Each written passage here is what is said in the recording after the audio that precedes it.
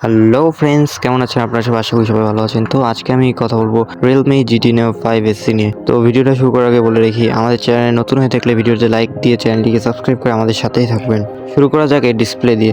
তো ডিসপ্লেতে ব্যবহার করেছে 6.74 ইঞ্চির OLED ডিসপ্লে, যার রেজুলেশন 451 ppi ডেন্সিটি।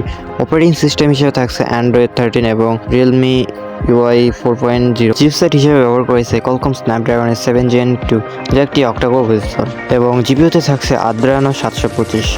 এবার আসি এর স্টোরেজে। তো এটিতে 256, 512 এবং 1TB এই তিনটি স্টোরেজ পেয়ে যাবেন, এবং র্যামে থাকছে 8, 12 এবং 16GB র্যাম। এবার আসি এর ক্যামেরা সেকশনে। ক্যামেরায় ব্যবহার করেছে ট্রিপল ক্যামেরা সেটআপ। মেইন ক্যামেরায় থাকছে 64 মেগাপিক্সেল মেইন ক্যামেরা এবং 8 মেগাপিক্সেলের আলট্রা ওয়াইড এবং 2 মেগাপিক্সেলের মাইক্রোস্কোপ। ফ্রন্ট ক্যামেরায় থাকছে 16 মেগাপিক্সেলের সিঙ্গেল সেলফি ক্যামেরা।